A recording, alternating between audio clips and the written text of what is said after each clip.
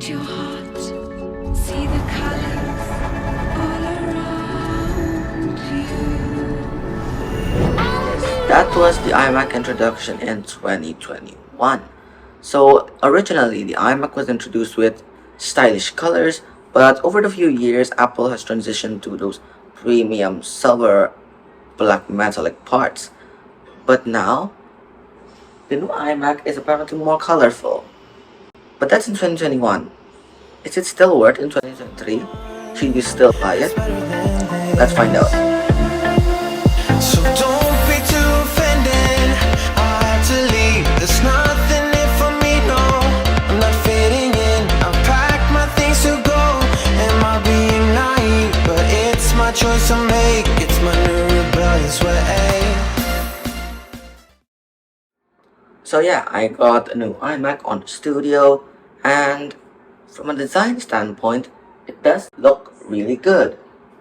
I mean, the colorful colors on the chin and the back color is super satisfying to look. But is it comfortable with every people? Does it match people's needs?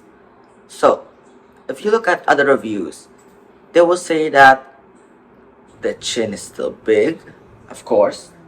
There's still the bezels that is now white, and the stand is still not adjustable. So I want to focus on those three design standpoints first. If you look at the chin, so Apple focused on making the chin more useful, I suppose, bringing the computer into that single chin and compacting everything and making the fans smaller, I suppose, because M1, the chip inside it, requires less power for more performance because they literally focus more on performance per watt rather than the maximum performance. I guess that's great.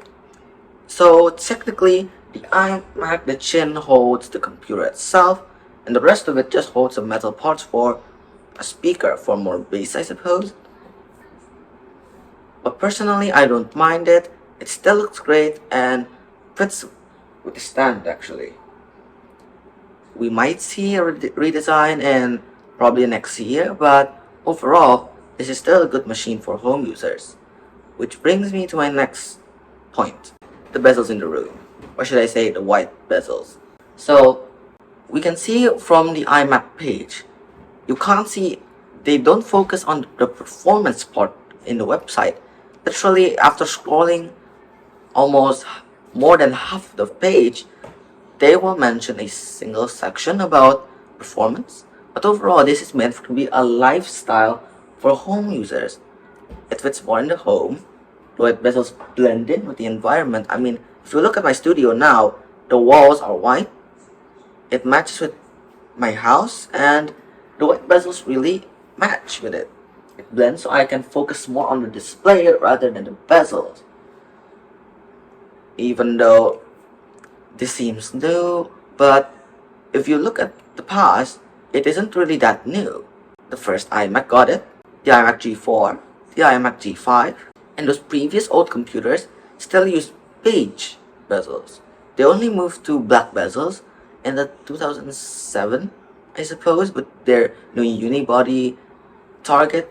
But overall, I don't mind the chin, I don't mind the bezels. It's still good, even though I'm developing, video editing, a student, and all kinds of stuff. It's still a great machine.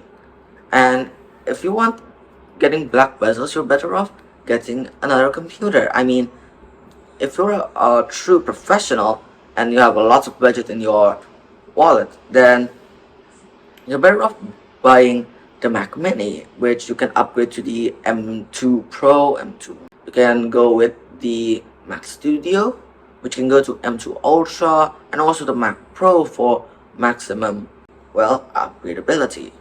But if you're professional on budget, or you're just a normal home user who wants a large screen, you're better off buying this. It's still technically a good deal.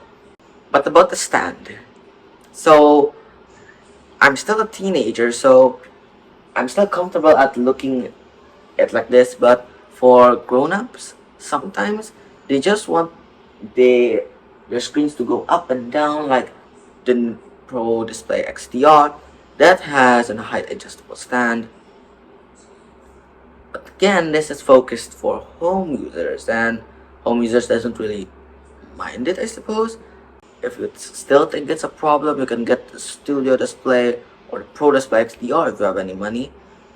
But if you want a simple display at a great deal, then here it is. Now let's talk about the performance, or probably geek out the specs. So from all the reviews, I'm just going to point out this is a 24-inch iMac, so it's got a 4.5K Retina display, which looks really good. And also, I got the upgraded model. I didn't get the base model because the base model only had pink, but I upgraded so I can get a green one. So this has an M1 chip, 8 cores with a GPU, also 8 cores. We got 2 fans apparently because the upgrade model has that. We got the Magic Keyboard with Touch ID. We got the power brick that has Ethernet, which is great since I've been using this for like days and my router is not really performing really great on this. And also ports. So I use an external hard drive. Here it is. I use it to store, well, the videos you're watching now. I won't store my projects on my laptop or my desktop. I mean, it has 256 gigabytes of storage, which isn't too much. But using those ports in an upgraded model gives you 4 instead of 2. And the other 2 is Thunderbolts and the other ones are normal USB-C. I don't mind it. At least I still get ports. It's still way more than the old Intel MacBook Air that I got. So it's still a great deal to me. And it performs great. I like this one a lot. Silent operation.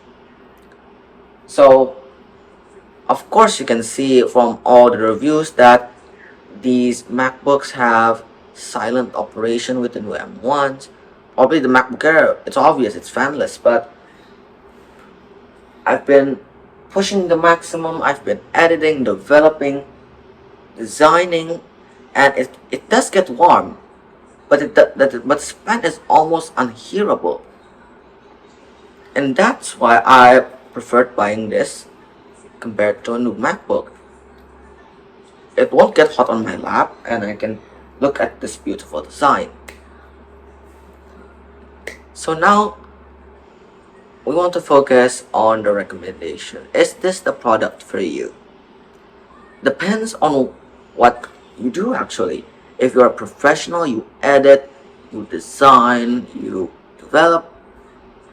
I mean, some developers are okay with using this iMac. But if you're a serious developer on those dark studios or something, then you know what? You're just better off with buying the M1 Mac Mini. I mean the M2 Mac Mini, the Mac Studio, the Mac Pro. Those are excellent machine for professionals. I mean, you can still get external monitors, and the Pro Display XDR and the Studio Display are there too. So this fits more for home users. And if a product doesn't meet your needs, it doesn't necessarily mean the product is bad. It just means that the product isn't for you. And Apple still sells a lot of machines. You got the 13 and 15-inch MacBook Air, 14-inch and 16-inch MacBook Pro. You got again a Mac Mini, Mac Studio, Mac Pro, and a lot of machines technically. You can buy refurbished ones. You can buy a refurbished iMac Pro, which is $5,000, even though it's Intel. If it fits your design needs, then go ahead and spend your money. So overall, it's still a good machine. It may not fit what you need, but it's still great. So home users, you can buy it if you want. If you aren't focused on portability or you already have a MacBook, then go ahead. It goes great as a standalone computer or as an external display for your Mac. It's great. So I guess that's my review for today. I've been struggling editing videos on my MacBook Air because it's the biggest model and the span spins a lot. So this will be able to edit these video we are watching faster, I suppose, and also much more cooler. So thank you for watching. This is Convergent Insider, and I'll catch you in the next one.